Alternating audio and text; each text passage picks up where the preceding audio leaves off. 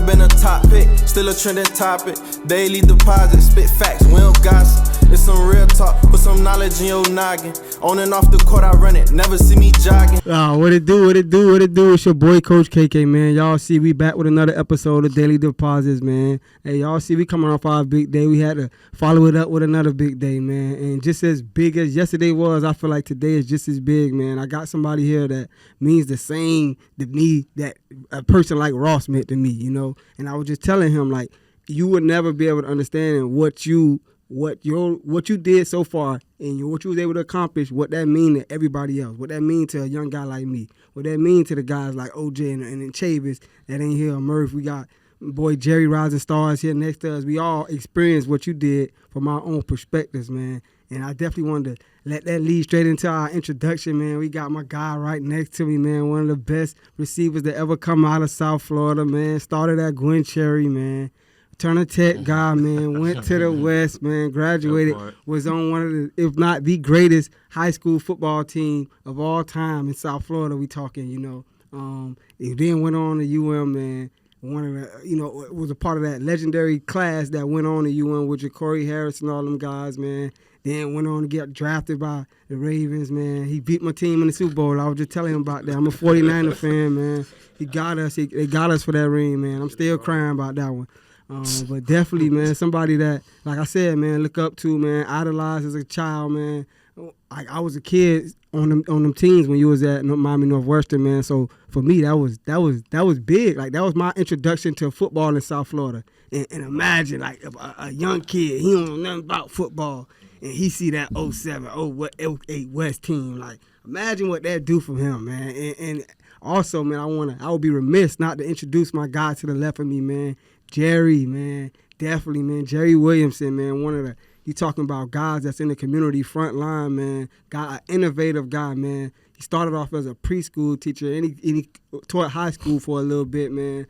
Guy, man, started Jerry Rising Stars, man. Also, he started the Rise Preparatory Academy, man, for kids that you see we stuck in school and we taking classes, unnecessary elective classes that we take in public school. Jerry was like, nah, man, we good. We going to focus on what we need to get you to the next level, man. We got my boy Jerry in the building, man. Y'all already know what it is. We got a full cast, and we got my boy OJ over there, man. Yo. Coach at Miami Northwestern, man. Boy, you see them boys in the headlight every day now. Every day is something about Northern now. So, hey, man, started off, man, I wanted to get into it with you guys, man. Tommy, man, I want you to tell me, man, about how did you get into football, man? How was football introduced to you? Like, who was that person that put that ball in your hands, that made sure you went outside and that got that practice in? Who introduced that to you? I'm saying that's a pretty simple question. My dad was. Shout out to old boy. I probably was 6, 7 years old. We stayed on 61st Street, 24th Ave, down the street from Gwen Cherry. My dad worked for Parks and Recreation. He was working at the Cherry. And, you know, he played ball his whole life, played at the West and went to the University of Colorado and stuff. Man, it was, you know, early in life, he put it in my hand, but first year at the Cherry, them boys had me on the line, though. Y'all played the line our first year, man. Yeah, I was definitely, like, left tackle. You feel me? Right. But I always had speed. I remember, like, one of the last games of the season, we playing overtime. Yeah. Coach giving everybody a little opportunity. All right, man, we going to let everybody touch the rock. The big one get the ball. The boy told me run to the left. I'm like, ain't nobody to the right. I ran to the right, went to the crib, you feel me? So the next year, you feel me, I actually switched to running back, you know, first time in my life. What age that was? Man, I was playing 65, so I'm saying that first year I think I was like 7 or something like that. But the next year I would think 8. I was like on 65 B team. I wasn't even on the A team. But I was wrecking 65 B. We won the Super and all that, yeah. Ooh, shout out to the boys, man. You chipping. Nah, real, man. And Jerry, man, tell us how sports got introduced to you, man. To be honest with you, I was the kid when I was young. I was solid. You know, it was way to football. So when I had the chance to play with Soft Dade, played in the game, but couldn't make weight the next. And when I went to Palmetto Raiders, I was 15 pounds overweight. That's when it was 145 pounds. So if the Flow League was created back then, I would have been able to play. Yeah. But, I mean, so the crazy thing about that is I entered South Ridge 9th grade, cleared to play, and come to find out I had like a hole in my heart or something like that. So after that, Football was done. Yeah. I never forget Mr. Williams, the JV head coach. I was walking the hallways, and he recruited me because I was in weight training, and I ran a 4.6 when we was running on the sidewalk. That's when we ran the 40 time. Yeah. And I'm ready, man. And then the doctor reports and said, you can't play. Wow. After that, I don't know what I'm going to do now. That was high school, right? Yeah, that was high school. So I was like, if I can't play ball, no use being at South Ridge. Yeah. So I was like, let me just go back to my home school, Palmetto, and I'm going to finish out over there. But after that, I always been a football junkie. So even in middle school, I was always that dude, hey, who's that man? Height, weight, speed. That was me. I always knew that. Yeah. So I remember telling all the dudes, I was like, yo, if I ever get a little knowledge power, I'm like, hey, I'm going to get kids out the hood pretty much. So when I started going off to college, while I was in college, I was still coaching for Palmetto Raiders. I was helping kids in the inner city who pretty much didn't do well academically. I was getting them back in school, JUCO-wise. So even when I was in school, I was always putting kids in school. What school did you go to? I went to college? Yeah, college. I started at Miami College, went to FIU, and I went to Miami St. Thomas University. FIU and St. Thomas. So, like me, I'm an educated brother, AA degree, bachelor's degree, and I was subject to St. Thomas MBA program. So I always been helping kids along the way. So now that I have a school, that's no surprise when people always know me. It's just now I have a school. I've always been doing that. Yeah. So, I began working for Generation X. Generation Next, man. So Jonah, right? Yeah, Jonah brought me on board. So, my territory was the South pretty much. So down south, man. Shout out to them down south guys, man. So I never get Darren T. Green, Overtown on up, and we had Josh, who did Broward. So the guys would always say, hey, if they don't play for football down south, I'm like, all right, I'm about to bring some guys for y'all. I'm going to show you. So over the years, the kids I was bringing down south, they was like that. And from that moment on, people started watching me. And whenever I say a kid is that kid, you got their I was always on point. I was on point. So, it was the credibility. So it goes back to Cam Kitchens. I'm from the South, but I'm a realist. No matter where you from, if I see you, you got something. Yeah. Cam Kitchens, basically Northwest Boys and Girls Club, playing D2. Oh, he played D2 football. He ain't good. So I remember when we picked our team, he didn't make it. I took a picture with him that day with his dad. I said, listen, man, when you go to high school, I'm going to make sure I feature all the way through. But they ain't going to forget about you. Yeah. He tried out for Florida Fire. I called Dennis. I said, Dennis, listen, this boy, Dennis, I co-signed this kid. This boy's going to show you. He said, no problem. You'll work good with us. First tournament, that kid called like 8-9 interceptions. Went to play at the West. Started the next 4 years. 4-star, UM. So, I've been doing this for a while, man. Like I said. All-American. All-American, definitely. Yeah, first team All-American. Yeah, definitely. So, I always been a teacher too. So, my cousin, Cornelius Ford, went to go over prep. I never get the day he was in the locker room and the coach came by, asked for his transcript. And he began to scratch off classes. So that's when I knew something. I ain't really understand it. And he was like, them classes don't count. So when I started understanding how the recruiting process, I began to realize, I'm like, yo, why are these kids taking elective classes? They don't count. Yeah. They don't count. Point. And then I realized that online classes, instead of you spending 10 months earning one credit, within 4-5 months, you can earn a whole credit. Then I started like, oh, you know what? This makes sense now. I get it. If you're not into like non-traditional, you want to be in the school, I understand. This past year, I made my perfect example. Austin Simmons enrolled me in 7th grade. So people couldn't believe it. He enrolled me in 7th grade, but with my knowledge and understanding how the business works, because you have to understand the NCAA, FSAA, and high school. See, I understand all three. So I always say I'm a cheat sheet. I know what to do. Yeah. He followed my academic plan. After his 10th grade year, he graduated high school. Wow. Yeah. We're alone with 15 college credits. That's crazy. So, it can be done, but I always tell the people, hey, listen, if you're going to go the traditional route, it's not going to work. If you do what I tell you to do and you follow my plan, you'll be fine. So, now I have kids the past 5 years. I have a 100% graduation rate as far as putting a kid off to college. So the past 2 years, I've been averaging at least 6-7 early enrollees. So pretty much my school has transformed to like the advancement school. When I first started, I had no reputation, right? So I understood. They gave me the kids who didn't have the best grades, but I always had an academic plan. See, they didn't understand that. Yeah. Those kids came in, they followed the blueprint, they went off to college. The one kid that gave me the chance was Torrey Scooter Morrison, Booker T, state championship quarterback. He came, his family basically gave me a chance. He came through, went Division I, and the rest is history, man. So it's like, I'm picking up steam as we go, man. For the people who understand how non-traditional work, all right, first of all, non-traditional is not like an alternative school like you're bad. Basically, all it means is that you're taking online classes like Florida Virtual School, But you're going to a online school where you're going to take only core classes. So you only need 16 core classes. As early as 7th, 8th grade, I can start fast tracking you taking high school classes. And you only need 16. So I can give you 2 as a 2 as a 7th grader, 2 as an 8th grader, that's 4. After your 9th grade, I give you 6. Guess what? You got 10 core classes. One more year after your 10th grade year, 16, you done. Mm-hmm. Now the rest of the way, you either do dual enrollment or you just train. And the process is that simple. So the whole process, like as far as like with your school, they still learn everything the same way as if they was in the classroom, correct? Correct. So basically online, the same.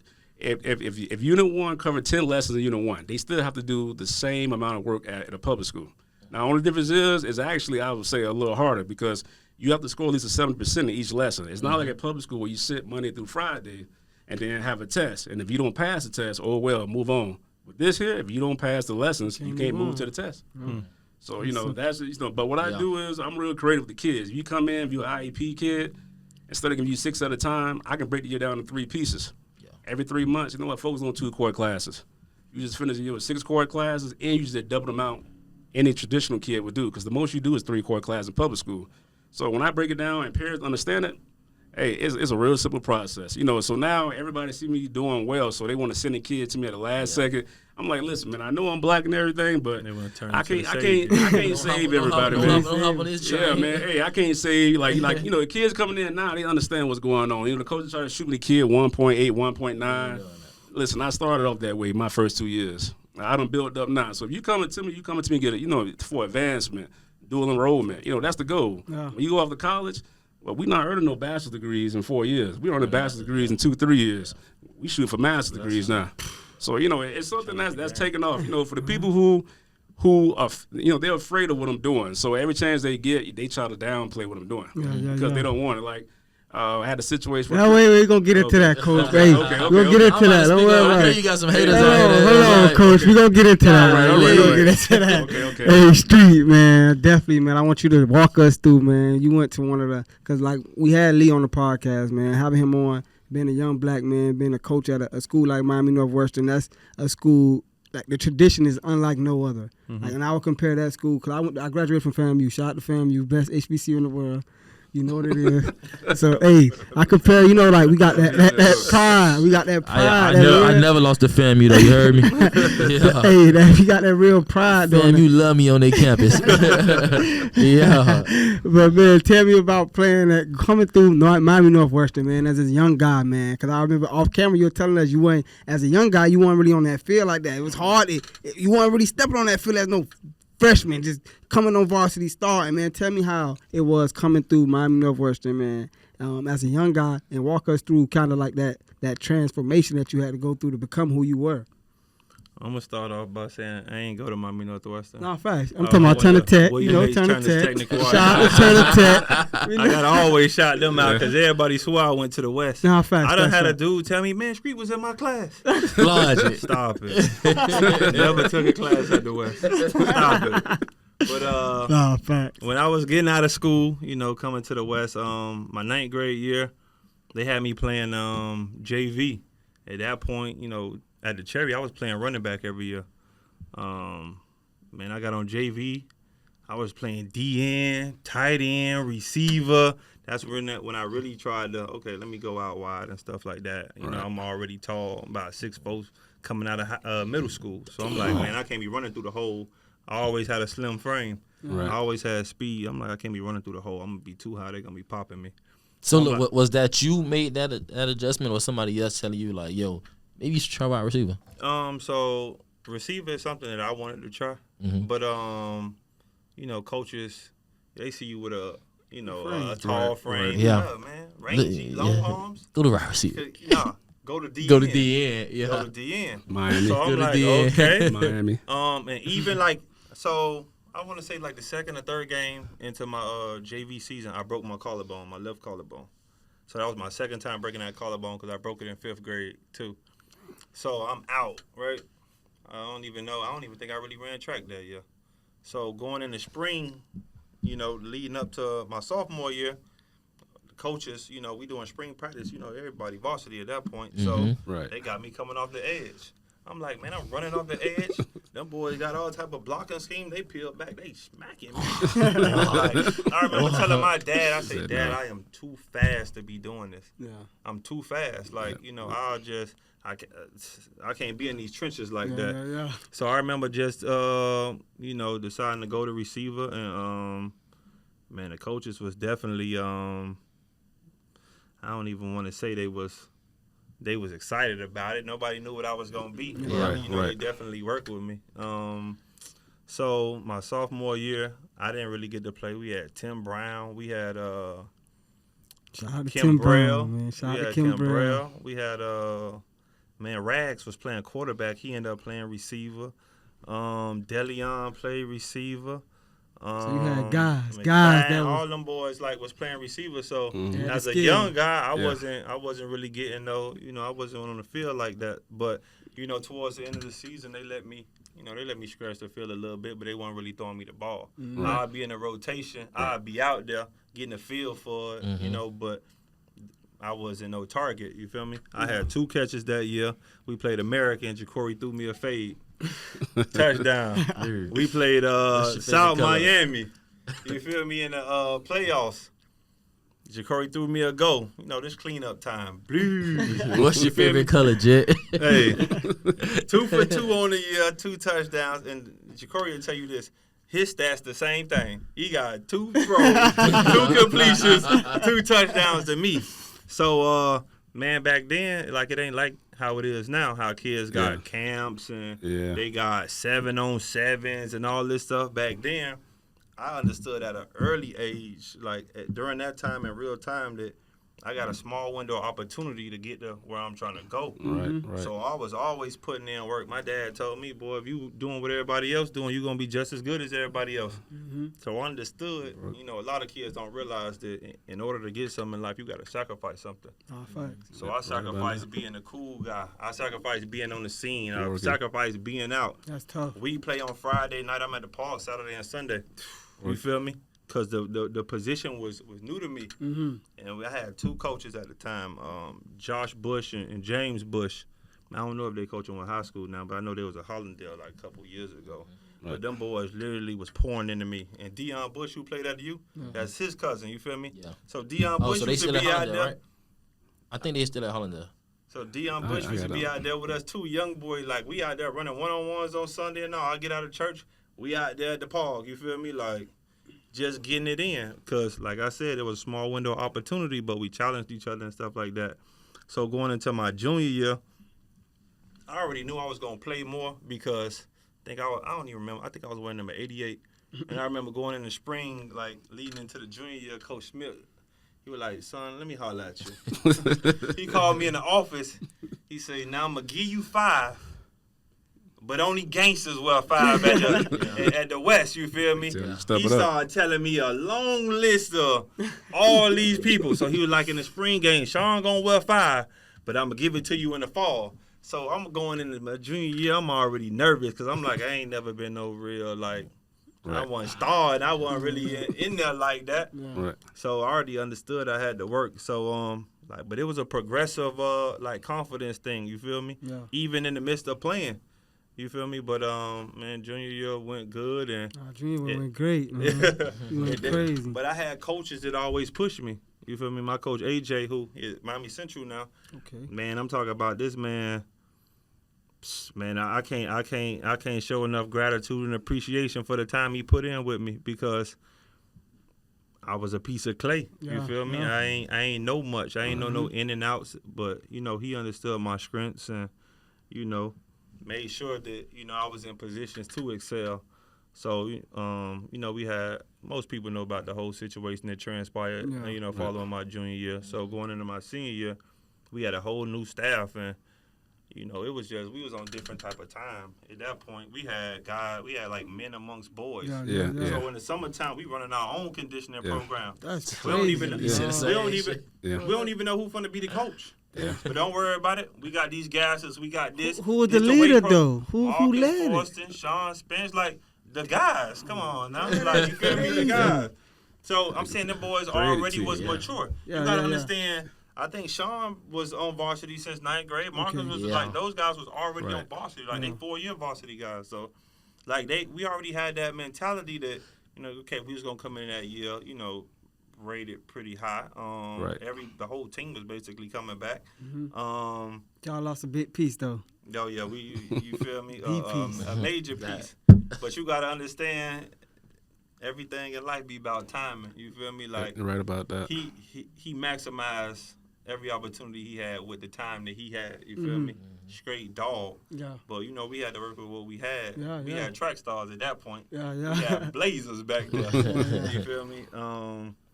So, man, we was just different, man, as far as the work we was putting in. And, man, that was a year for me that I feel like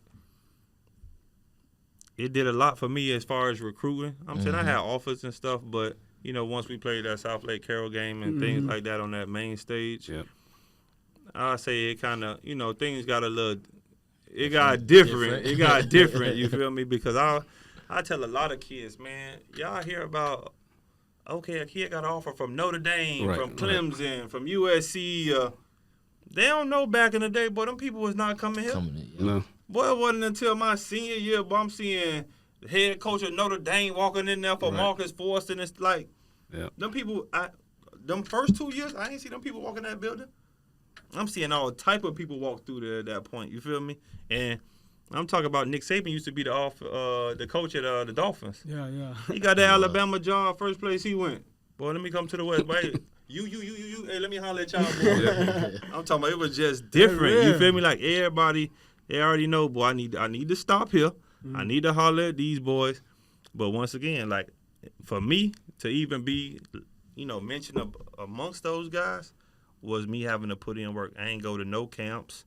I ain't do none of that 7-on-7 type stuff that they got now. So all I had was the ability to work, and you got a ball. You feel me? On Friday night. Friday night was my make it or break it. You feel Coming me? out party. That's all. That's all it was. So I thank God that I took advantage of the opportunity, because I tell people nowadays, man, a lot of things that separate people is opportunity. You feel me? Yeah. Some guys get it, some guys don't. Get it, some guys don't. Sometimes favor separate people. God might touch my heart to give you a shot, and somebody else might, you feel me? They might not get that same shot, but once again, you got to be prepared. You got to be working in the dog for when that shot do come. You feel me? So I did my part in that regards, you know, and man, I be telling people, man, Aldarius Johnson used to be the #1 receiver in the state. I was number 2. We on the same team. Yeah. And that's what I was going to get. I'm happy Yeah, you we said on the that. I same want to get team. into that. Like somebody like Derek Johnson, tell me what he's meant to your progression as a receiver, because you coming into it, like you said, that wasn't a natural position for you. You had to switch. It's a 2-part question. Tell me what somebody like Aldarius meant for your career, and then tell me what things that you were able to take from being on the D-line and take that and become strengths at receiver. First, I'm with Aldarius, man. I used to look up to him because he came from Miami Jackson. He wasn't at our Shout out school to first, Jackson, man. and he was a dog there. Yeah. You know, he could have put up them same crazy numbers and stayed there, but he decided Jackson, to, you know, come and be a part of our team to, you know, to actually push for a state championship. So me being able to see him work was crazy. Ask anybody who, like, Bull alumni was watching us, they'll tell you they never seen D drop a ball. That's why they call him glue hand, ain't it? Blue hands. Until we Oh, played state, we baby. played Deerfield Beach. I think that's the first time this my senior year. Yeah. I'm talking about practices done went that was went by game. everything. My Ball. first time seeing that man drop a ball was the game before state my senior year. That was one hitch. Damn. I'm talking about we looking like What? the whole crowd looking like I'm telling you. I think the whole crowd paused like you look. He dropped What it. the, like what just happened here? Like, yeah, hold on, what's going on? So I'm talking about as far as like concentration, work ethic, attention to detail, route running. Like I was saying, you know, before the camera came on, D was an all around guy. You feel me? It's not a part of the game or something that's asked of a receiver that he can't do. You feel me? Yeah. Especially with his frame. Yeah. Like me, Agree. like I said, I'm not running those screens. Yeah. You're not catching me in the quick game. I need to be opening up. I need to be running downfield. You feel me? That was me. You feel me? But D was able to do all that type of stuff, and he played like a grown man. Like if the ball up in the air, that's his ball. You feel me? He was really a man child. You feel me? Frame crazy. Yeah. I'm talking about. I probably could have played quarterback. Nothing to take away from Ja'Cory, but I'm saying like that man catch radius was crazy. I remember the first time watching this clip. I'm looking at, wait, this man is 6'2", 205. Yo, how's that possible? Like, that's unheard of. Yeah. Miami receivers, what they was normally 5'10", 160, 170. This a grown man at wide receiver. Yeah. And he played like it, too. Yeah. So, I mean, how could you stop the West? You got a receiver 6'6". You got a receiver built like a tight end. You got Tompkins who cat quickness. I mean, like, how you stop that? How do you stop that? You can't, and that's why, like, people debate us now, man. And it's like, there's a lot of people saying they would have beat y'all, man. Yeah, but you gotta understand, they wouldn't. But that's the thing. It's like, you know, people gonna advocate for who on their team. No, they got the utmost respect for the guys that they grinding with. But they it's know like, the truth. Come on now, it's literally impossible. It's impossible to cover all us. You feel me? That's how we feel at the Nod right now, man. Oh man. That's real. That's how we feel. Nobody can't cover. Like y'all guys. How was y'all O-line though? Man, we had 2 guys who went to the U on the O-line. I'm saying, what we talking about here? Trying to talk about man. In the trenches, quarterback. Yeah, Mr. Florida. Yeah. Mr. Florida, man. Ja'Cory don't get enough appreciation for the stuff he did in high school. No, facts. And talking Ja'Cory, man, I was like I said before all my guests come on, I get a little scoop, man. I heard somebody on the phone. They was like, man, Ja'Cory was the black Tom Brady, and when he walked in the stadium, it seemed like the moon was shining on him. It stopped, like it paused. Like that. And it's on Ja'Cory, like Ja'Cory he was did no different, wrong. boy. Like he did no wrong. I was at Ja'Cory house probably like 2 months ago, man, and he got a bin of like high school articles and stuff, man. Like a lot of oh man, what Kinko laminated stuff, man. He got all type of stuff, and I'm looking like, oh, this man really on the cover of the Herald. Like this, and the man was everywhere, man. He was Mr. I'm talking about Ja'Cory was that boy. As we mentioned Tom Brady, the legendary drive, 99 yards, Orange Bowl. I was there. Trust me. I'm in the stands. I'm nervous myself. This man drove down the field. He never looked nervous, not one time. No. I mean, you knew that was special. Like, when you knew that team was going to UM, I was like, hey, UM gonna be special. Mm-hmm. So yeah, when you say Tom Brady, I agree. He always calm, collect, and he not gonna say nothing out the way. Mm-hmm. They always gonna be where they need to be at. Mm-hmm. It's somewhat he always know where the clock at. Yep. When was the last time you heard him actually having a delayed game? He knew everybody route. Mm-hmm. So yeah, I mean that was a great comparison, Tom Brady. No, before the time, yeah. And I'm glad you brought up UM because we definitely got to switch it up over to that, man. Because you was a part of that class that you guys. It's almost like y'all took that accountability. Like, man, we gonna be the ones. We finna go to the U, man. We gonna do this together, man. And we feel like we them guys. We finna do this. So tell me about that decision. How was that made for everybody to do that? Because that never happened for real. From at least from my perspective, I haven't seen a group of players say we finna do this. School. Yeah, we finna do this, man. College. I never really talked about it really like that with the guys. So my decision to go to UM had nothing to do with this school or nothing. Wow. You feel me? You know, I told y'all I always looked up to Dre, Andre Johnson and stuff like that. Yeah. But I'm gonna be completely honest with y'all. I was thinking about going to Oregon or South Carolina. Mm-hmm. You feel me? Because I was hollering at them the most. My mom's a pastor. You know, shout out to moms. And my mom has a gift where if she tell me something, it's a fact. You can't tell me nothing otherwise. Mm-hmm. I truly believe if it come out her mouth, I hold on to that. You feel me? It was the day before signing day, and I was in a car with my mom, and I say, Mom, you know, when you pray and God show you things concerning me, you know, where you see me at? She said, I don't want to sway your decision, but I see you wearing orange and green. I say, well, God, you know, if it's meant for me to go to the league, God got to bless me at the crib. I called them boys and told them I was coming. They was like, huh? Like, people ain't think I was coming up. Right, because you was supposed to be an Oregon lock, remember? Yeah, that's all Oregon. They didn't think I was coming to know you. So I'm saying it was solely off that. Like, I had peace that, you know, if it's meant for me, then it's going to be for me. But I'm going to tell you this.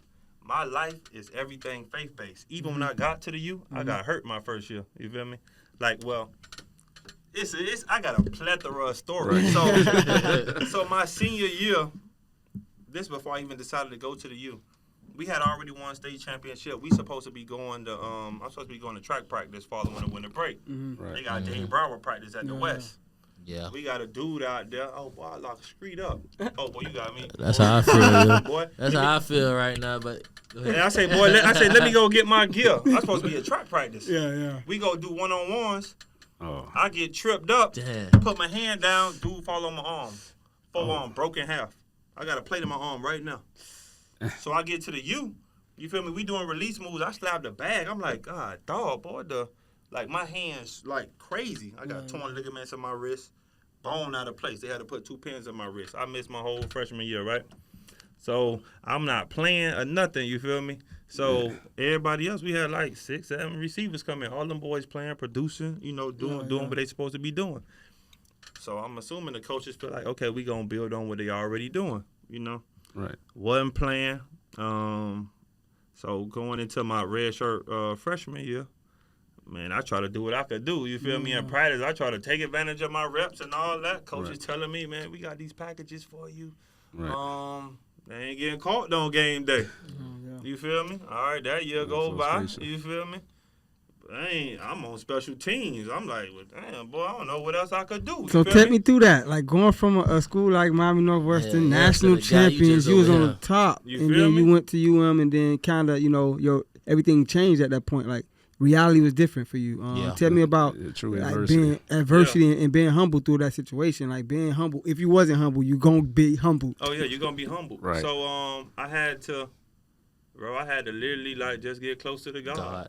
But it was one of them things that my mom being who she is, it was simpler because I know I got my family support. Like I always had my family. And you know, I remember just talking to my dad and we talking to the coaches like, man, what's up? Like, you know, like what I need to do. I'm not even gonna say, put me in, man. What I need to show you. Make it clear to me what the expectation is. You feel me? So, you know, they saying what they saying, man. We gonna get you in. We gonna do this, and that.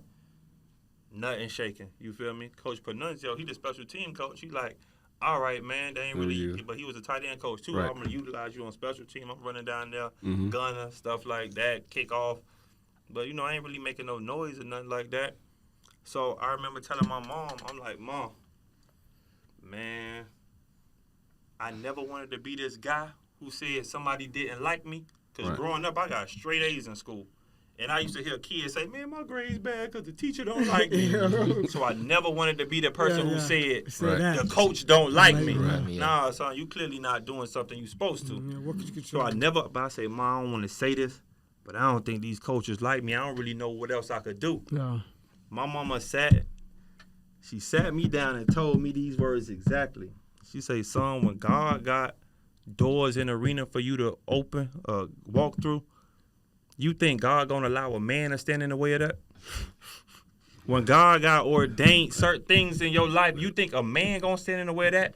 God will remove a man right out the way. And with every breath of me, I tell you no lie, the next week the whole staff got fired. The next week the whole staff got fired. Wow. We played a bowl game. They threw me one bomb. We played Notre Dame. Bombed it up. First college touchdown. We had Al Golden come in. That's why I'll forever show gratitude. That man gave me an opportunity because the easiest thing to do with a new coach is to say, we already got a locked depth chart. Those guys have already shown me they can play. I'm going to just go with that. But he gave me an opportunity, him as well as Coach McDonald, who came from the Cleveland Browns. But the crazy thing about life, how I work full circle, Coach McDonald used to coach at Minnesota, and he was recruiting me out of Miami Northwestern. So I used to sit down and have conversations with him already. So he already was like, okay, I believe in this kid. I know what he could do. They just haven't let him do it. You know, they haven't really given him a chance. Man, them boys came in. I used to be meeting with Coach 5:30 in the morning. I'm watching film. I'm doing ball drills. It's dark. That boy putting in time with me. Like, that's why, like, people like that, I'll never, you feel me? I got the deepest, you feel me, form of appreciation for, because they believed in me when, you know, the previous staff was cool with me falling by the wayside. They still had a vision for me. You feel me? So, man, that happened. I led the team in every category, and I hit every category. You feel me? But it kind of hurt my heart to hit it because I had another year eligibility. But man, it hurt me to tell them boys, hey, well, I'm finna pee out. But it was one of those things where after talking to my mom, I'm like, man, God got this for me. You feel me? He done removed these people right out the way. Guess what? Boy, I can't fail. Yeah. Like, we had a coach called Coach Barrow, Michael Barrow, played linebacker. He was our linebackers coach. The man used to have a saying. He said, man, how would you play if you knew you couldn't fail? Just think about the mindset. Think about the swag you gonna play with. No matter what you do, you can't fail. What you talking about? He used to always tell us play like that. So that's literally, I gravitated to that. I'm like, man, God got this for me. I don't care who throw the ball, where they throw it. Like, it's for me. Like, it's already written. You feel me? Like, I'm seeing this manifest right in front of me. And it was all she wrote at that point. Like, I trust God too much in my life. You feel me? So it's like, half of this stuff don't be having nothing to do with football. That's true. How long your mom been a pastor? Man, ever since I could remember. I'm saying I can't even tell you exactly when she started, like, pastoring on her own, because we used to go to Jesus People in Miami Shout out to Gardens. Jesus People, man. I definitely know about So I don't Jesus even know people. at what point she branched out on her own and, Shout out to really, Jesus people. Started preaching and stuff. But, man, I'm saying even now, like, we be having service at Gwen Cherry Park. 11. Hey, if y'all want to come to church, man, we be at the Cherry, man, in one of the rooms at 11 a.m. on Sundays, man. Oh, shit. But, man, man, my mom been faithful, and, man, I done seen my mama preach to the chairs. No congregation now. I'm still finna preach. You feel me? So when I say my man, I got the highest respect for my mom, man. Oh, that's real, man. We You feel me? talking, Like- your mom, man. I want to talk, something that was near dear to my heart. Kids Across America. We talking God. We talking Bible. We talking getting closer in our faith. That was something for me. I went to Kids Across America. Shout out to Kids Across America in Branson, Missouri, man. I went there 2017. It changed my life, man. I feel like wholeheartedly, if I didn't go there, I wouldn't be doing this right now. So I wouldn't be coaching if I didn't go to that camp. Like, I went there straight out of college, man. They gave me a chance. That's when I first heard about a testimony. I'm like, what's a testimony? They like, when they went to 10 years, I'm like, I went to telling them my testimony, and the way they looked at me, like, you been through all, boy, you got the most powerful testimony here. And I just kept hearing that word, testimony. I'm like, man, this testimony that you got, everybody got a testimony, man. What you been through, man. Like, what adversity that you had to go through, man. What you had to persevere through, man. That's your testimony, man. Everybody got one. And you could be like me, somebody that didn't know what a testimony was. But now you know. Man. So I want to give my credit to Kids Across America, man. They really planted that seed of faith into me. Guys that are intentional, man. Men of God, live intentional lives, man, and people that I look up to all the time. So I definitely want to give a shout out to Kids Across America, and I want to lead that back into what we were talking about, man, with your mom being a preacher, man, and you having that faith, man. Like, tell me how has that been for you? Like, your faith from the beginning, man. How was that, man? I'm gonna tell you. See, this about to get deep because I'm finna be real. I'm finna open myself up. Yes, sir. To tell y'all certain things that A lot of people don't know. I done sustained because the perception of me my whole life has been, all right, he always had good grades. He been athletic. Like, people always just thought my life been easy. Yeah. You feel me? Like, people, and I can say that, a lot of stuff that people go through I haven't gone through. But one thing I learned in life is that, boy, if the devil could get between your ears, it don't matter. Yeah. Hey, if he can convince you of this your reality, then that's your reality. You feel me? I ain't never heard nobody I'm say saying the that. mental That's battles. crazy. It got nothing to do with That's facts. abuse. It got nothing to do with neglect in real life. The mental battle. So my mom has always, encouraged my relationship with Christ, but it wasn't until my first year in the league I really had to seek him for myself. You feel me? Right. Like, outside looking in, it looked like I'm at the height of my life. You don't reach your dreams. Y'all don't win a Super Bowl. I was depressed. Boy, I lost 20 pounds, not talking to nobody, like, questioning my worth. Like, it's so much I had to go through to just realize who I was as a man. Like, I had my worth when I was born. Yeah. It's not associated with football. Yeah. Like, to the point where now I'm secure. You can't tell me nothing. Yeah. I don't care about nothing you got going on. Like, I'm so secure that, I'm saying that's why I could talk about it now, but I'm talking about I got hurt. I'm like, damn, did I leave college too early? Yeah. Man, I'm talking, I done went through some stuff, man. Man, you finna go second, third round. Next thing you know, I'm talking to scouts. Oh, your coach say you don't work hard. Oh. I'm like, what? Yeah, boy, I done. You feel me? People don't know this, but yeah, boy, your coach said you don't work hard. Boy, I got on draft day. I'm on the phone with the Ravens. Ozzie Newsome. He was like, "Yeah, man, we gonna pick you with the next pick, man. Yeah, man, your coach said you don't work hard, so when you get here, you need to make a commitment." I'm looking on the phone like, bro, I'm talking about my excitement wasn't even, fully there. Yeah. You feel me? But man, I'm questioning all this stuff. I done got hurt, foot messed up. I'm like, maybe I should have stayed another year, man. All this type of stuff. Man, I had a baby on the way. I'm like, I'm just questioning everything, just not trusting God. But literally, man, and this story is kind of funny to me now that I look back at it. We had Tracy Morgan come talk to the team. The comedian. The comedian. He came and talked to the team. I'm sitting in the front row right in front of him. He cracking jokes. Right. He was like, "Damn, man. Well, what position you play? Boy, I know I'll run through your ass." I had lost 20 pounds just during my depression time. So I'm like 220. I'm solid now. I'm down to like 200. You feel me? So he don't know he cracking a joke, but I'm like, damn, like internally, I'm like, dead serious. Yeah, you feel me? Like it hit me. You fucking with me right now. You feel me? Yeah. It hit me. And that's why I was like, golly, like, I just had to realize, like, damn, boy, when stress and all this stuff on you, it started to show. That's why, like, at this point in life, I'm able to see how a person live. I could look at you. Yeah. I know you ain't getting no sleep. I know you ain't trusting God. Yeah. I know you eating wrong. Like, you look like it. I see how you aging. You feel me? So, man, I just had I got on my knees, man. I just started praying. You feel me? I just started seeking him myself. Let me read my word, man. What you said about me. You feel me? So now, man, I'm talking about, I'm in a way better state. I'm talking I had done went through something where it was like, man, I'm fighting for custody. Bro, I'm talking about I done exhausted all my bread, but I'm fighting to be in my daughter's life, and I ain't even got no bread to know if I'm really going to provide for her. You feel me? Yeah, it's the reality. I got to trust God for real, for real. I'm talking about God, man, you gave me this blessing, and I'm being irresponsible with it. You feel me? Right. I could have built my mama a church if I was paying my tithes. If I'm being faithful with what you gave me.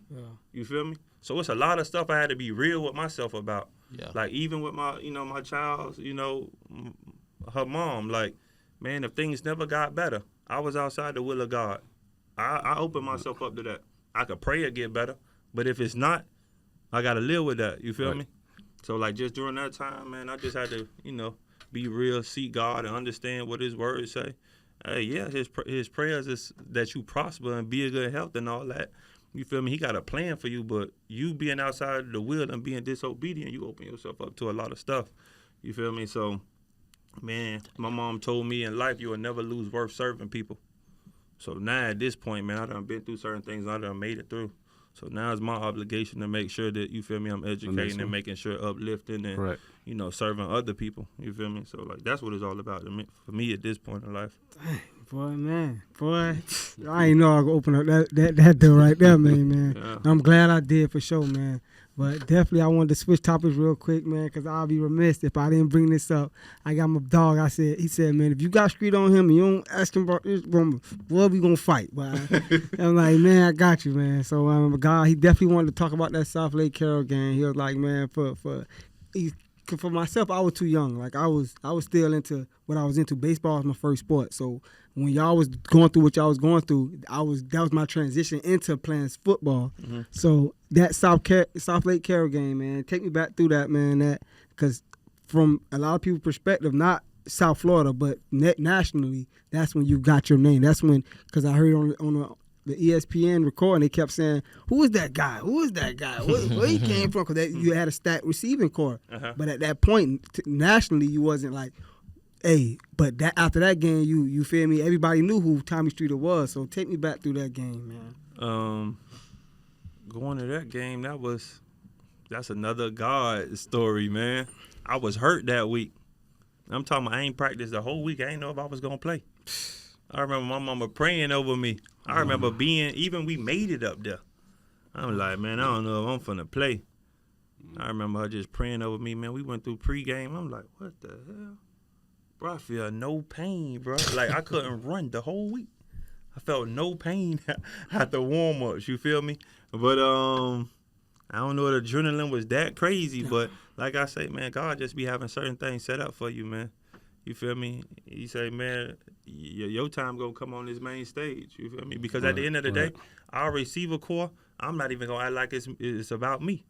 All those guys got the ability to do what I did that day. Yeah, it just so happened to be my day. You Right. feel me? So, man, I can't do nothing but say I'm thankful. You feel me? That God allowed it to happen to me. You feel me? But Kendall could have did that. Right. You feel me? Our Darius could have did that. You feel me? I just happened to be the beneficiary that time. You feel me? That's facts. That's Sent it my way. You I feel got me? paid that day. But that one definitely, like, you know, that definitely changed a lot of stuff for me. Like I was telling y'all that story with the Oregon situation. Yeah. But That's my next question for you, right? Yes. So with all that happened, you know, man, when you was at the U or whatever, and as far as that conversation with your mom when she said, like, I see you in green and orange, you think if you had went to Oregon, you would have prospered the same way as far as, like, having that motivation, like, at home? You know what I mean? Because, like, when you go away from school, it get cold at night. Yeah. You see what I'm saying? And, like, what you been through, a lot of people would have folded. Yeah. See what I'm saying? And, like, me just speaking to you, like, it sounds like you got a lot of faith. You know what I mean? And your mom, she's always been there. You know what I mean? It just remind me so much of my mom as far as, like, with the praying and stuff like that. But do you feel like things would have went the same way if you would have went to Oregon or South Carolina? I don't really think about it. Yeah. Once I made my decision, that's what it was. You feel me? So I'm saying, how much energy could I put into the what ifs? You feel me? Yeah, can't do Things it on the past. unfolded the way that they were supposed to. I went through the trials I was supposed to. You feel me? I got a homeboy. He a prophet, man. This man, he used to always give me this analogy. He say, man, God treat us like, I don't know what the person name. I think he said a goldsmith. The people who make gold. He say the way you know gold is ready is when you can see a reflection in it. So he said that's the same way God treat us. He keep putting you in the fire. Keep putting you in the fire. Up, smudges. All right, put him back in the fire until he can see himself shining through you. You feel me? So I'm saying every time he put me in the fire and I'm going through stuff, I just know that he ain't never leave my side in the midst of it. And I'm a person who, like, I pay attention to, like, how people, you know, respond to stuff, the way people think. And like, I just try to put stuff in real context, like the way life go. And I always understood that, you know, I know where I'm at in life and I know the promises or I know my goal. Everything else in between, just trusting. You feel me? I got to walk that out every day. You feel me? And I understood early, just playing football, about process. You feel me? A lot of people think that, okay, I know where I'm at. I'm supposed to turn into a new person tomorrow. Everybody think it's instant. You feel me? Same way with me playing receiver. No, that's a process. You feel me? Yeah. Like, it's ups and downs along the way. But, you know, if you stay the course, you're going to eventually get there. Oftentimes people, you know, the only way you don't make it the way you trying to go is the moment you accept where you at. You can't progress nowhere. You accepted that. You feel me? Yeah. For what it is. So I'm saying, like, I understand process. I understand that, hey, if I don't got it today, God could bless me tomorrow. He done showed himself faithful my whole life. It's almost like, let's say you growing up and the light bill off. I mean, the lights off every month. But, okay, by that second, third day, the old girl always come up with the bread. Yeah. So the 15th time the lights off, you ain't even stressing. Because why? About it. The old Girl girl always gonna come up with the bread. bread. Same way with God. Man, that boy show up for me every time. You feel me? And oftentimes, I had to learn this in life. I'm not going through no false emotions for no reason. Oftentimes, when you hear something or you feel like you got to work something out, you go to stressing. God damn, boy, that should already be getting worked out. You feel me? If you think about that same topic 3 days later, it ain't even got the same effect no more. Right. It's already halfway worked out. So why you went through all this false anxiety and everything else? For no reason. One thing about me, I pay attention. I learn from other people. I just pay attention to too much stuff. Like, I'm not doing that. I'm not subjecting myself to that. You feel me? Like, mostly everything mental, you feel me? Yeah. Oh, man, for sure. And I want both of you guys to touch on this topic, man, about being disciplined, as far as disciplining our young black men, man. Tell me how important discipline is and how do you guys approach your discipline in your own lives, Jerry? I mean, okay, I'll start with the school. Most people don't even know when I first began, I was in West Verona. I was in the La Plaza. no more than like 8 kids. But what no one didn't know was everything was self-funded. So I wake up every day, 5:30, 6:30 in the morning, right? I open it up, and then about 12 o'clock, I have to leave to drive all the way to the Keys. And the money I used for working with the Keys funded the school. Because with the location I was at, it wasn't approved for financial aid. So I literally took a hit when I first started. Yeah. So I literally was working 11, 12 hours a day, and I was still doing Rising Stars. People didn't know that. So, you know, my discipline was every time I receive a paycheck, I ain't go out buy no clothes, no shoes. Those 2-3 years when I built the school, it was great discipline. I always put it like this: if something was to happen, how would I survive and pay my employee, right? Mm-hmm. When COVID hit, a lot of schools closed. See, because of my discipline, I was able to survive those next 2 years. And as a matter of fact, it actually helped my enrollment too. Yeah. So, you know, I could receive that first little nice paycheck, splurge, bought some cars and shoes. But see, the good thing about me, I watch people from my past. Mm-hmm. The people who get the money, what they do, when they broke, they have to look rich. I've been around people. The rich people look broke. Yeah. So the money I get, you're never gonna see me even no 2023 car and no. I don't need that. Listen, when you look at my stocks, my Escort, my bank account, trust me, I'm living good. I'm him. I'm not a show off, but just know when my kids go off to college, I had a kid who just moved in and he 2-3 under. Because I love what I do, I took care of my kid. So when you do good things come back to you. You know, I support the Parks, Palmetto Raiders, the Richmond Giants, Cannonball, Florida City. So, I give back. I'm just not somebody who's going to post and make it known. Palm Glaze prep, too. So, I give back. I give back way more than you think. But, I'm not the type that to say, I did it. If the coaches tell you that, tell you. Yeah. So, like when I say so, just being disciplined. Discipline is not just a word. You got to live that life, pretty much. So, just because like he was giving you a testimony, God will give you something, but once he give you that little small thing, if you can't handle that small thing, well, I'm going to let you grow. That part. Mm-hmm. So, you give me this little, like my school, perfect example, started in a little plaza, literally. With that little plaza, I had a big vision, but if that one little lump sum of money, if I would have splurged and bought something, I would have never grew. Yeah. So it's just a little small thing. And at the same time, when I started school, this wasn't no get-rich scheme. I literally did this from the heart. So that's why over the next 4 years, you see all the kids go off to college. Because when you enroll with me, when I first meet you, I'm going to tell you, this is what's needed to be done. And if you're not getting it done, you got to go. It's plain, if I was just trying to get money, I'm grabbing about 200-300 kids and I don't care. Yeah. So, I have a goal, I have a vision. And if you listen to me and do what I tell you to do, you're gonna be somebody. Speaking of University of Miami, Bobby and Robbie Washington, they enrolled into my school. Before Bobby came, he was like at Columbus, then he went to South Ridge. I looked at his transcript. The first thing I looked at it like, man, nobody have been helping you, man. Like I said, do you realize how you look right now academically? It wasn't that he had bad grades.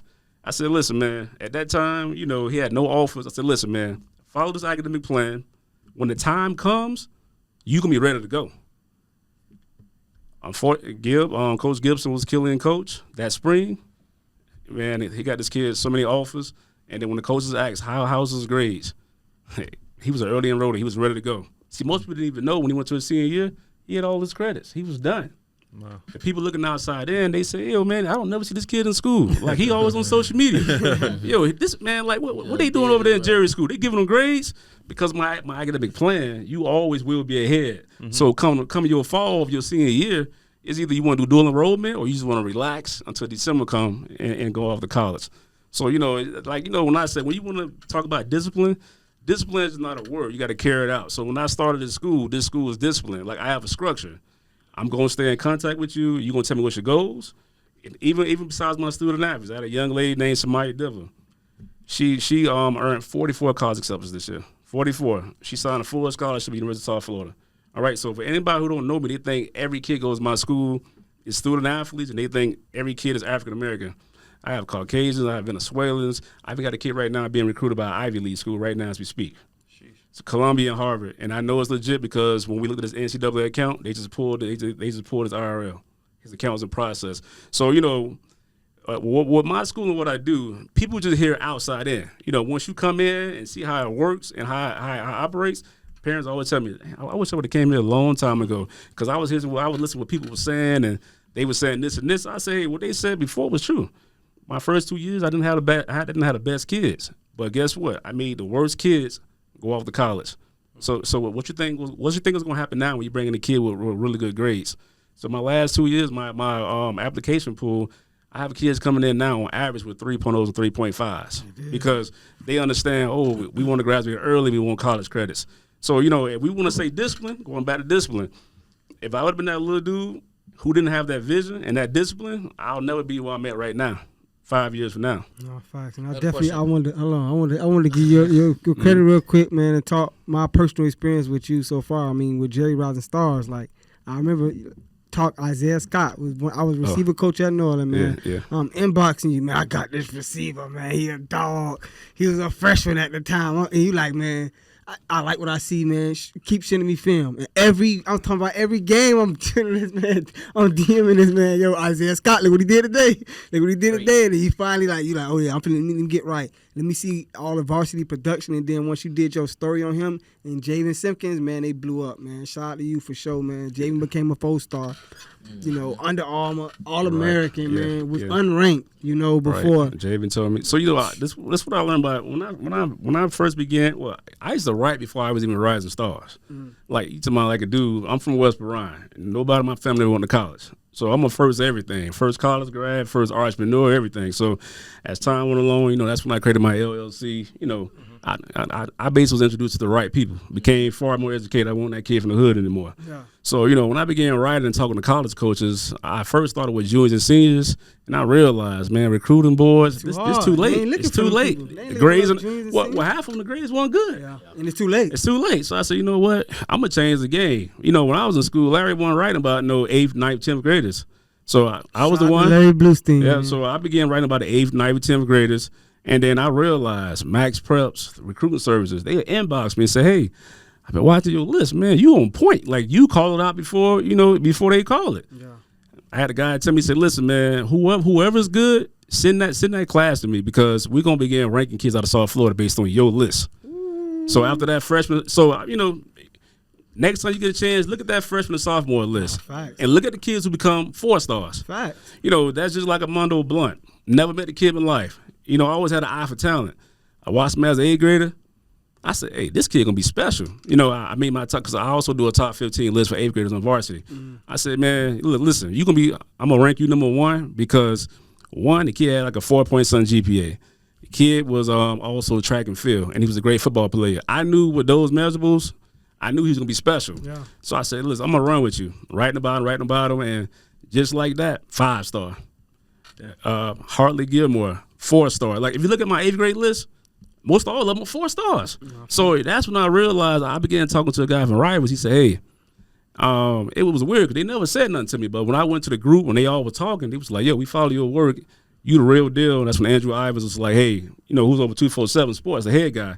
He made a post was like, hey, whenever it comes to somebody young, I look at your list because you the real deal. Like, you the best in the business when it comes to young guys. So that's when I realized my freshman and sophomore teams, if you make this list, they coming to see you. Hold some weight for sure, it's man. It's coming to see you. One thing about me too is I'm fair.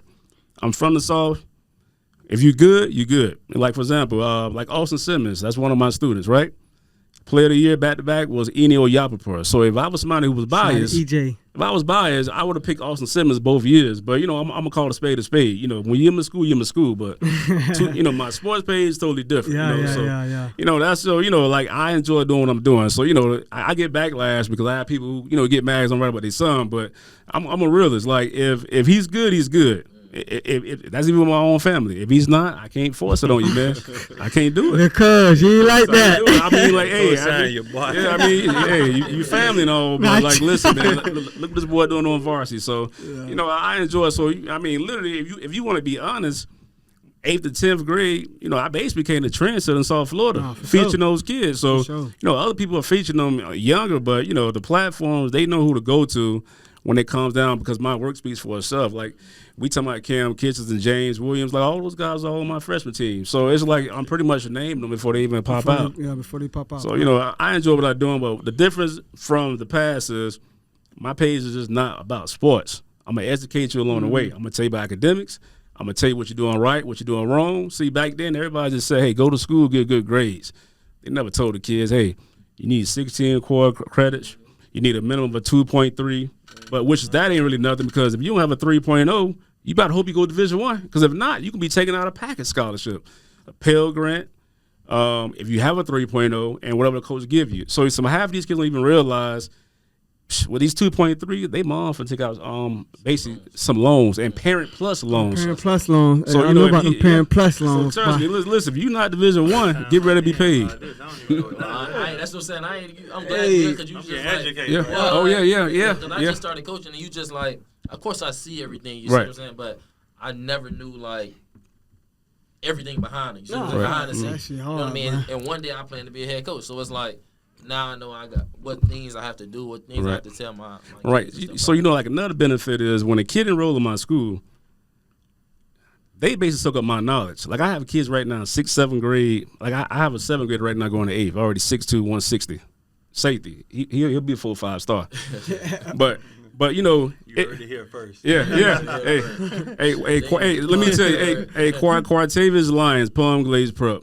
I'm calling it 5 years in advance. 5 years in advance. So I'm just telling you right now. But yeah, this kid right here, you know, it feels good what I'm doing, not just athletically, but academically. I'm slowly giving this kid high school classes, right? This past year, he finished with 2 core credits, right? So like I was explaining to you, I'm giving it to him piece at a time. Before they 11, 12th grade, they're good to go. They're good to go. They're done. Like I have another kid, Stephen Moore, 6 feet, 215, going into 8th grade linebacker. Dad played at FSU, 6'2", 230. Mom was 6'4". Trust me, I got some 4'5". What grade he going to? He going to 8th grade. So I'm telling you, like 215. Listen. Once you get the bag, come holler at me, my boy. So like I remember telling the coach, I said, Coach, my 7th to 8th grade class is gonna be special. So you know, people wonder like, yo, what's going on? This man got like a plaza. Why are these college coaches visiting? You know, it's basically what I'm telling you guys. Mm-hmm. So first of all, like I had to explain to people, it's a plaza, but it's an online school. It's technically my office.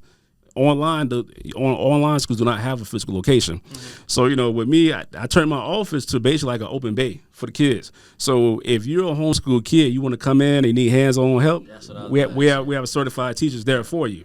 It's like college. Do I need help with English class? Only a math. I'm going to drop in for that time, and I'm going about my business pretty much. But, yeah, the colleges come in, they visit, and they love it. Hey, let me see that kid transcripts. And they be in paradise. All they see is core classes. They say, hey, I'll be back for that kid right there. And I have a kid, Jeff Tavis Lyons. The kid was only kid. I'll tell you about this story. The coach came in from, what hat was he wearing? I want to say, was it UCF or South Florida? But the coach came in, and the kid was smart. One of the kids, Marshall. So I had a kid named Maurice Jones who signed off to, who played for Killian, graduated for me, and went off to Marshall. So every time the kid graduate, they always give me that hat. That's like my souvenir. So the coach came in. Imagine being a 7th grader, and a college coach comes in. He put on the hat on purpose. The coach looked at him and said, "Hey, you wearing a Marshall hat?" Listen, when the coach talked to him, you know, shook his hand for a 7th grader, that meant everything to that kid. Like, it changed before his eyes. Like these kids in the 7th, 8th grade, but they looking at the 11th, 12th graders who they're watching. They're literally watching themselves in the future already. Mm-hmm. So, you know, that's why I enjoy what I do. I tell you what's happening, and as a little kid, you're watching the older kids. So you know what I'm telling you is gonna come true. And listen, I'm guiding you a path. What I know, I'm proving. Do what I tell you to do, and you'll be fine. So, you know, we go beyond academics, athletics. We even talk about even life. Explain it to them like what's going to happen down the road. So, you know, it's more than a school. I can say it's like a brotherhood too, because with me being African American, especially when most of my kids being minorities, I see it too many times. I'm a great football player, but if you break a leg, what you going to do? We talking about financial literacy. I'm talking about S-coursing already. So when they get this NIL money, they actually going to, you know, move forward in life, not just be a athlete. You know, I always tell a kid, don't always be if you're going to be an athlete, you really nobody. It take one injury, and what happens? You know, all you have is what you got, Screeter. You get one injury, what you have, number memories and trophies, right? Can you take care of your family with no money? You know?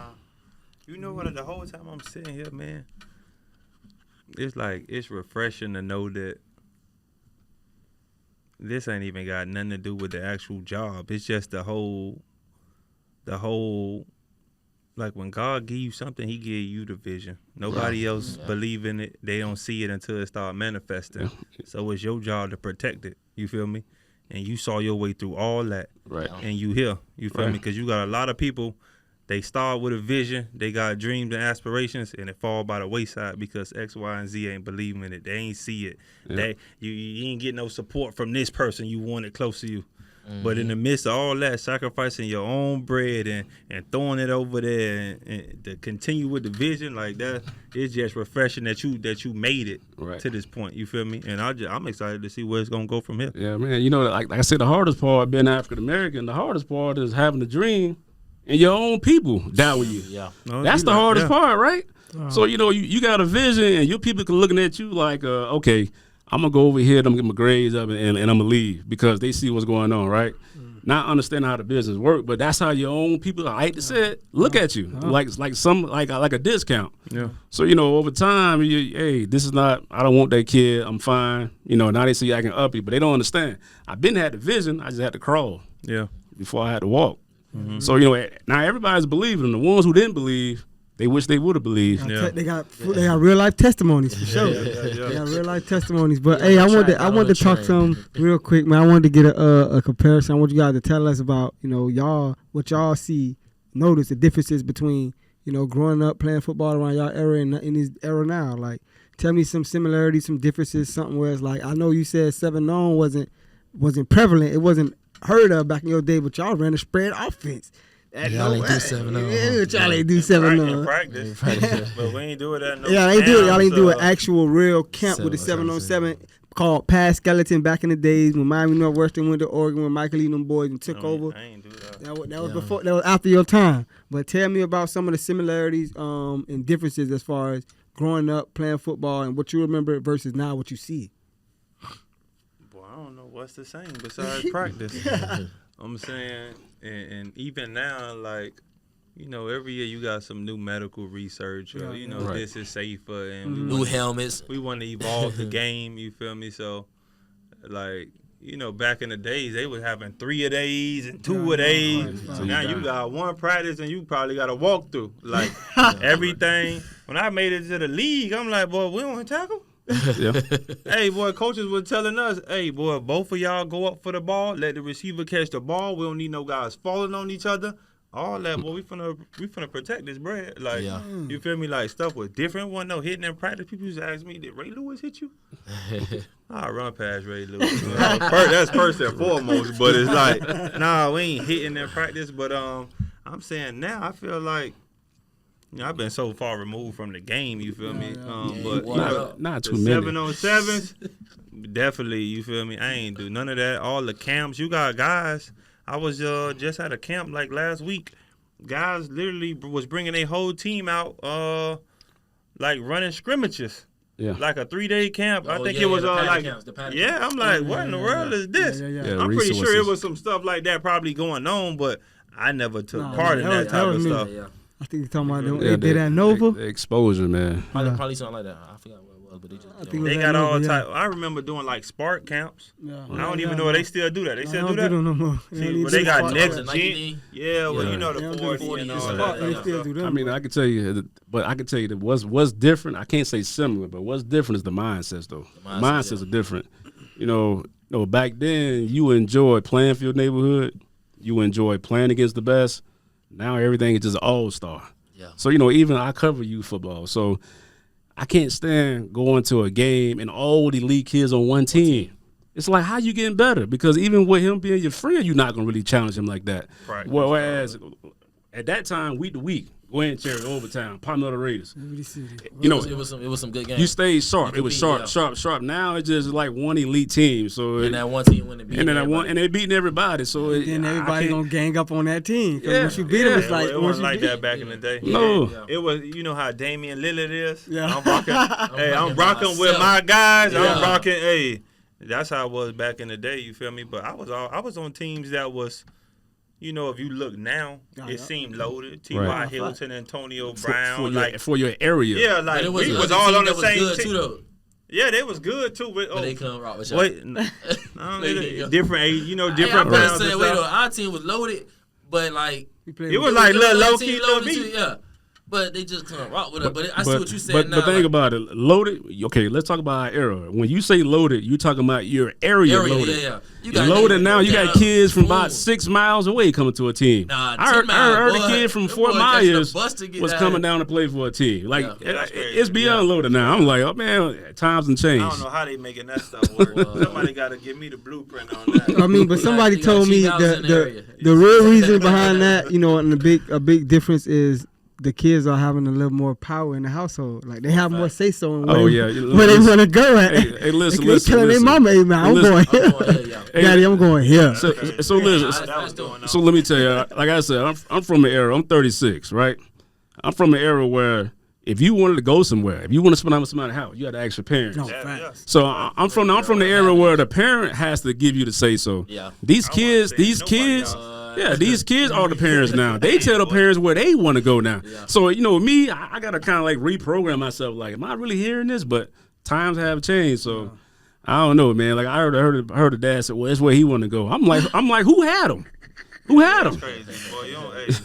You don't get to decide No, nothing. we ain't have No. no. We ain't have no T3 decision. when he started playing, boy, you don't choose nothing, boy. Until Exactly. when he could choose. Man, I can't. Look, Yeah, I let him choose his college. Yeah. Damn, Yeah. like high school. You Nah, don't think boy, you don't you think you're crazy, old boy. enough mentally So- to No, make nah, a decision? No, So- it's so- not mature enough. He Because mature he, enough? see, he not mature enough to understand scheme, what really But fit his playing That's style. coming from a you play football, you been there. You see what Yeah. I'm saying? A lot of these kids got single parent homes, been raised by their mama only. Yeah. She ain't never been out there. That apply for She- them though. I'm that talking about about- T3. He ain't got no say so. Man, listen, My son only 2 years old. I'm He telling ain't you got now, he ain't got no say so. I might let him choose a college, but I'ma still lay out the facts. yeah. And then, hey, boy, This I what was, it is. I was just telling I was just talking to CJ and JoJo. Yeah. I said, boy, y'all boys better start talking to them OCs. You talking to these position coach? Hey, coach, boy, you calling the plays? What's your vision for me in this offense? Right. I need to know you got a plan for me. Ain't no we could just use your talent. Nah, boy, how you plan to use me? I look good in this uniform. You feel me? Like I need questions to be asked, man. Yeah. You don't they like these kids don't be knowing the depth chart and man. No. Yeah. These boy bringing Yeah. back 3 All-Americans and them boy early. Them boy Oh, been man. freshman All-Americans. Nah, fact. So I'm saying them Finna sit boy down one good you year. finna sit, boy. You feel me? Like it is what it I'm is. glad you mentioned that because I seen the team. They got 3 returning players at one position, and the kid is transferring over there. God, I'm saying like when do the comments kick in? They got 3 guys returning. I'm not gonna see the field. don't be knowing I that. like when do comments say this coach is telling me what I want to hear, man, just to get me on the team. Yeah. You know, back then that wasn't that easy. Like maybe like you say, the upbringing is different now. that's bad guidance. You gotta see what I'm saying. But Like I it ain't- ain't a lot of people. Like you it's ain't got still- your daddy in the house. You ain't got nobody guiding you to tell you, yo, you gotta look at all this. Ain't nobody play football, and if they did, they fell out. Like they fell off. You see what I'm saying? So it's like it take for people like us to be around and like tell these kids like, yo, So- you gotta look at all this. So you like on my end, I'm the bad guy, right? Yeah. Because I know the business. Like I tell you that the day I have a son, you know, like my cousins, Nate Webster, Troy Davis, and all of them. And if he's blessed with any one of them kids on the tree, right? I know how the business go because hey, nobody ain't talking to my son. I'm making the decisions, and that's that. I know how the recruiting business go. So I'm gonna tell you what school What you it going is, to. Like you said, come time for college, he not gonna make the choice, but we gonna go through the selection. yeah, He said he can't make He the gonna make choice. It's gonna be all He said he laid out can't now. make the choice. He can, but we're gonna go through okay, each okay. school, Listen, and you gonna tell me why you want to Okay, go. okay, okay. Explain to me, then I'll let you go. Okay. You know, but I'm not gonna let you because what the kid's gonna do? He gonna follow his friends. Yeah. He ain't gonna tell me. Man, I like man, it. 9 out of 10, this I be like the- the uniform. Everybody said for the uniform, They man. got, Daddy, they got 10 Stop uniforms. playing, And boy. every kid tell me the same thing. Oh, what the coach said? The coach said he want me. I said he tell everybody that. everybody that, yeah. Well, come on, like it's just, but it's so People got gullible now. 25 scholarships, man. How many people?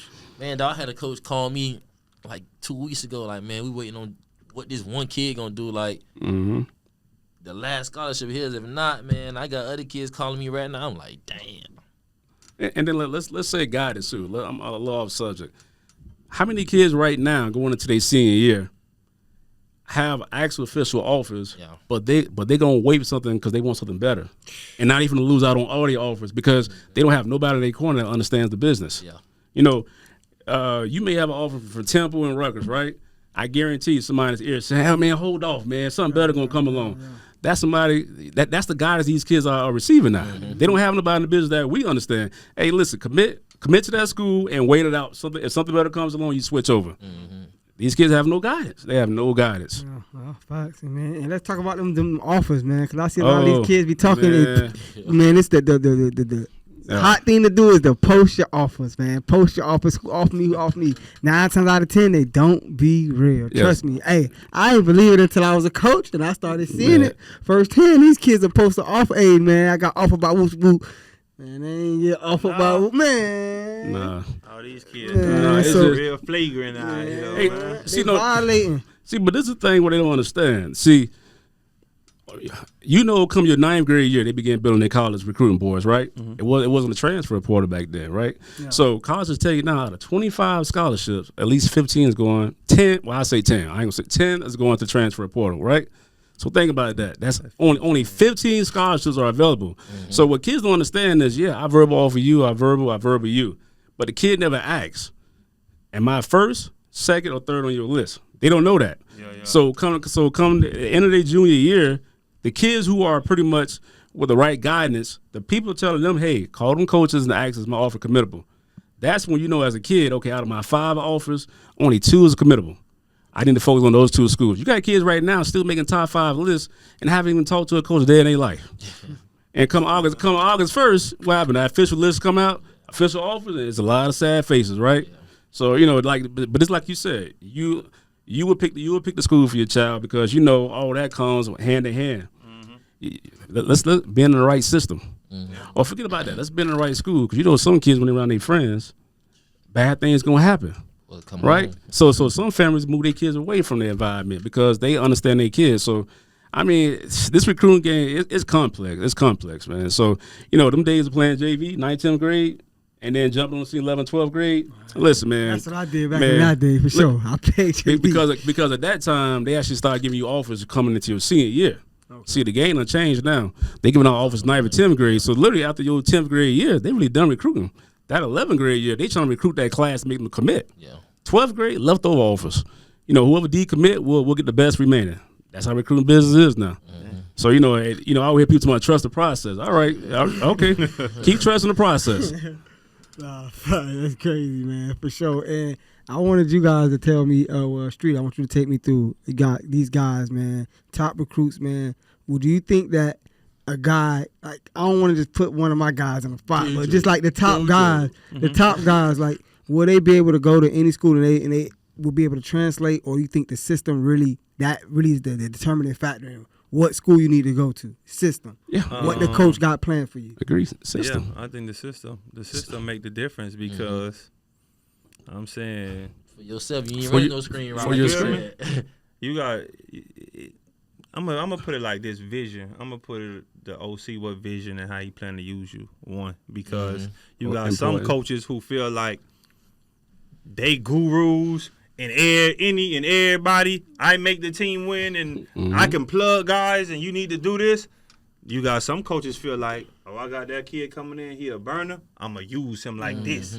Yep. That's different from you just plugged into my X's and O's on a sheet of paper. Yeah. You feel me? So I'm saying that's one thing, but I'm saying your kids, I feel like they'll be able to. Your kids. Man, come on. Your kids. You talking about my guy. You mean the guy. Your kids will be able to, you feel me? I can see them boys plugging in anywhere. You feel me? But you got to, man, it could get tricky at the same time, too, because I'm saying that the schools, the schools that, them boys, them players they're allegiance to at the time, got gangsters, too. So I'm going to throw out Ohio State. Man, them boys running the whole. Yeah, receiver you right now. Yeah, you feel me? So, you might. Yeah, you could be all that, but you still might wait. Because it was those guys was a guy a year before you and 2 years before you. So Preach. That guy was all, like that guy is there now. You just the guy 2 years later. You feel me? So. And it's facts. You feel me? And the kids coming out of high school, the coaches tell them what they want to hear. I always say the recruiting stage is the honeymoon. The moment we step on campus, reality sets in. Boy, you third, fourth screen. Go sit down. Yeah. Work your way up. Receiver a cool position because it ain't like it's one of y'all on the field. Right. Now, if you a QB, boy. Hey, the University of Texas, how many Oh yeah. Top ranked Yeah. QBs they got there. Yeah. That boy got 5 stars back there. Boy, it's one QB in the game, boy. And something I wanted to get in. Arch Manning and I all want- them he boys. talking about Archie Manning. Shout out Archie boy, Manning for them sure. boys, Yeah, he got they some gotta guys. compete over You there. got some guys for sure. But I wanted to get into something else. I mean, I want you to tell me about as far as with these kids and recruiting, man. I want you to tell me about, you feel me, like what do you think? Like, and we already talked about the importance of what we rank everything as far as recruiting, but I want you to tell us about, I know we talked about your recruiting too, but just about, that decision to cause from going from high school to college, it's a real reality check. We going from the people that are coaching us and are leading us are men that look like us. Then we go off to college, we go to the NFL, then we have to be led by people that don't look like us. Minority, Caucasian males. So tell me, how is that process for you? Because that's where a lot of our athletes go wrong at. Like, we can't make that adjustment going from high school, being talked to by somebody that we remind of our uncle. Now we getting talked to by somebody that we probably don't have much experience around, and that been a downfall for us, man. Shoot, the kids I just sent junior college, perfect example. I just sent West Hill Hartnell over there in California. What I learned is, and this is important, parents, if your child's African American, especially coming from Miami, it's important to make sure he goes to a school where that coach understands that kid. Because, over here in South Florida, if a kid not doing right, what the coach say, hey, man, get it together or you going to be on that bench. When you go off to college, they're totally different. The way they talk bad to you is basically making you third or fourth screen, right? And to make you do extra. As a kid from Miami, you done lost that kid because he used to people tell him exactly what needs to be done, and that's from there. Or you got some guys, they just not used to the culture, right? Because even when I was in Massachusetts, I noticed the life is totally different. When you come out of Miami, it will seem different also too. You see the kids with the wicks, and when they talk to you, they head down. And I hate to say it, Miami kids, as soon as they see you being judged, they basically calling you a thug or a gangster. Oh, yeah, that's a fact, label. boy. That label. Boy, you from Miami? Well, They already have an idea of you. And you got to understand, kids don't realize how important body language is. Yeah. You don't got to say nothing out your mouth, the nonverbal communication. Correct. You saying a lot, the way you walking around. You feel me? Right. Yeah, your sense of urgency, like, man, it's a business, man. Right. Coaches looking for guys coaches ain't looking to coach. Right. Coaches looking for the almost finished product. I want to fine tune you. Right. But they ain't really looking to develop. But kids got to understand at the same time, man, these coaches got a job. Just like the NFL, boy, them boys got a job. And some of them truly ain't qualified to even do that job. You got to understand, if I got a company, you feel me? Right. I might hire y'all because I'm good with y'all, even though some better resumes come in. Yeah. You feel me? Yeah, I'm gonna just holler at y'all. That's the same way with coaching sometimes. 70% of these guys with these jobs, you getting them from your guys, man. Hey. Or what they call it, the good old boy system. Hey, you know that. I'm gonna hire him. So guess what? When it's his turn, I'm gonna have a job. I'm gonna be on his staff in some capacity. So you feel me? Man, look at some of these coaches' resumes, boy. I coached DBs one year. I was tight ends next year. Next thing you know, I was coaching the secondary, the safeties, not corners. Then the next year they needed me at on the offensive line. Like, the boys never really played. When I got to Baltimore, my coach ran track his whole life. The boy never played football. The boy was a track runner. And not even a sprinter. So I'm saying that's kind of, you feel me? That's the reality of it. You feel me? So, like you said, when it come time to, be able to understand the kid from South Florida, our mannerisms. You feel me? Like, everybody talk different. These kids here, they don't really pronunciate. Correct. And if you pronunciate, you an Oreo or whatever they call you. Yeah, that's right. They call you a white boy. Man, y'all like, right. Shit, what you talking about, man? You feel me? So they looking at you like people, and I tell kids this in school, man, the way you act, like somebody judging your parents, bro. You see that somewhere. Correct. So when you doing all that dumb stuff, oh, your mama act like that at the crib? First thing they said. Your daddy act like that at the crib? Like, because they getting judged. You carry that last name. You feel me? Like, you representing something more than yourself. You feel me? So it's just like, man, y'all have good posture, man. Yes, sir. Yes, sir. Like, no, sir. Yes, sir. Man, y'all have some manners, man. And at the end of the day, like, kids got to get to a point where they're comfortable to be able to effectively communicate. You feel me? Correct. Whether that be, I'm not pleased in how you, using me. Like, you ain't got to always run to your homeboy. You feel me? Right. You can holler at the coach. Right. You feel me? Like, his job is to prepare you. Y'all know how to articulate yourself. You feel me? Hey, coach, man, how you plan on using me, man?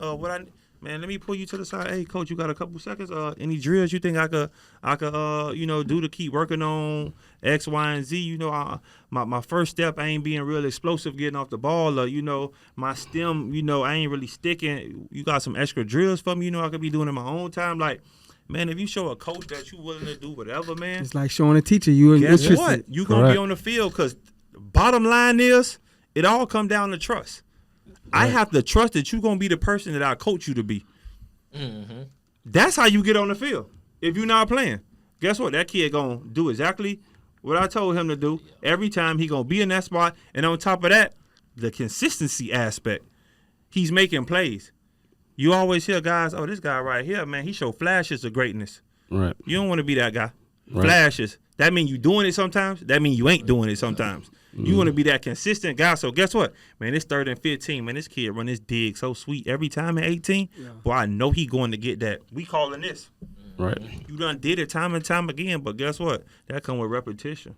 Right. That come with confidence. You feel me? And if you're not confident or whatever you doing, keep repping it, man. 'Cause that's the only thing that's going to build the confidence. You feel me? I done did it 1,000 times. I ain't even got to second guess it no more. It's all reaction based at that point. So. Right. So let's go a step further, right? So you said, basically a kid has to be a dog and he wants it. He has to really want it, right? Have to. So what if I told you there's a lot of kids out here that will not earn a college scholarship from a certain school because what do coaches do now when they visit a school? They ask you as a coach, right? Hey, tell me about this kid. Would you vouch for this kid? Now, let's think about that now.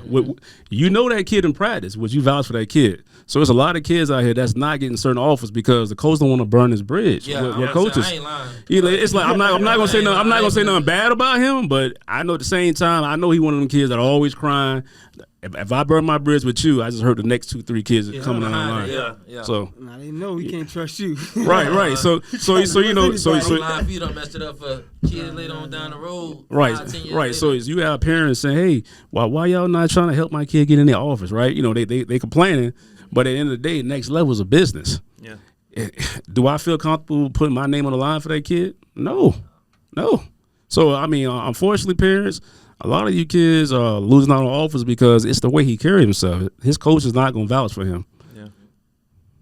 That's real. That's real, man. Hey, we almost said that. The end of our show, man, but we definitely want to close it off the right way, man. I definitely want to close it off with you guys giving y'all a shout out to the people that, we wouldn't be sitting up here without, man. I know Street going to go Mom Dukes, man. Shout out to her. So I'm going to shout at her before he do. For real, man, because you wouldn't, honestly, this man sitting next to us, man, I don't know if he grew into this or if he was this from the beginning, but, man, you raised a hell of a man. So, for sure, shout out to you, Moms.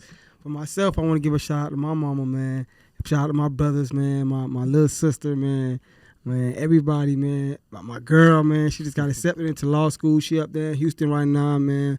Tennessee State, for sure. Texas State. I'm tripping. My bad, baby. But, yeah, man, for sure. Shout out to my lady, man, for sure. That's black excellence right there, man. What about y'all? For me, my family, my grandmother. Shout out to Graham. Definitely my lady. She definitely helped me out a lot. Need one. Because school and work, oh, man, it's had me stressed out. I make it look easy, but it's not easy. And then, like I say, shout out for Strong Arm. Back then, before I began writing, I had 2 players who played for Strong Arm, and Martin over Flow League. That's my guy. Yeah, he basically took me in, had me as one, and then the next show, shout out to Coach Dennis. He brought me in with Florida Fire, started writing. Yes. So like I said, them 2 guys definitely helped me pretty much move up the ladder. So I definitely want to give them a shout out. And before I go, hey, shout out to my cousin Mel, man. He the one that made this happen, man. He made that introduction between me and Street, man. That's fam, man. That's fam for real, man. Shout out to my boy, hey, cuz, man. You know what it is. I love you, boy. To the death of me, boy. Shout out to you, boy. Well, man, I get I feel like shout I'm outs on a every day, mixtape, man. right? Hey, dog, I just got a shot, my I don't know dog. who to shout out, man. Shout out my family, man. Yeah, for Always sure. rocking with me, keeping me up, man. My mom and my dad, my sisters, man. Shout out all my high school coaches, even all my coaches at the Cherry, man. Shout out to Cherry, man. Shout out to everybody who gave me opportunity. Rest in peace, Coach Corey. Yeah, rest in peace, Coach Corey. Rest in peace, Aubrey Hill. Was I'll be my coach here, at, man. Shout, Yeah, good people. definitely. UM. Man, shout out James and Josh Bush, man. The boys definitely sacrificed a lot and put in a lot of time with me, man, for me to even get to the point to be a person who could compete to, play at Miami Northwestern and even earn a scholarship, man. A lot of credit go to them boys, the amount of time, they put in with me in high school, along with my dad. Shout out my son and daughter mom, Real challenging me to be, a great father. Shout out to everybody at my church. Shout out to the church for Shout sure, out to man. Hey, everybody I'm at coming. the church, You're going to see me at the feel church, man. I'm going to be at the Cherry, man. You ain't got to worry about that. Hey, and I told y'all, but I'm saying they don't know this. I had agreed to be the wide receiver coach at Ave Maria University. Ave So shout out Maria, them man. boys giving me a little opportunity. Congrats. Yes, Yes, sir. I'm a coach and Yes, my sir. coaching career. We'll see where that take me. You feel me? So, Coach Street. What you be want able boy to- call you? Coach Street what? Yeah, Coach Street. Coach Street. Yes, sir. Them boys say, Coach Tommy. It'd be so funny. I'd be at the crib. I put on my hat. They gave me a little hat. So my son already know I put on the hat. I'd be like, son, what I'm going to say? He'd be like, come here, Sean. Already, hey, come here, son, man. Sit right here next to me, man. What are you doing out here, man? So shout out to them boys, man, for giving me sure. an opportunity, man, to pour in the kids, man, and develop them. Man, shout out to God, man, for always leading me, man, never leaving me, man. So, ordering my steps. So. Shout out to the ones who support me unknowingly. Rise of Stars, Rise Preparatory Academy. I appreciate all y'all. Like, I would never made it this far without y'all. So, Facts. shout out to y'all. Hey, man, I'm gonna give a shout out to my son, man. You keep me up late at night. Your butt need to go to sleep. But yeah, shout out to you, my boy. Hey, shout out to hey, y'all see, man. We had Ross on yesterday, man. Shout out to Ross, man. Yeah, You definitely man. came through. You was in the building, man. You definitely showed us, guys from the crib, man, that what we got going on, we had something special, man, and that we have something inside of us, that power that we possess as being a young black man coming from the inner city of Miami. We all got a certain amount of we're diamonds, like we're being pressurized, like he said, man. God gonna put you in that fire. He gonna pull you back out, see if you can see yourself in there. No, he can't see you. You going back in there, man. But definitely shout out to Ross, man. He, showed so much love, man. Dropping gems, man.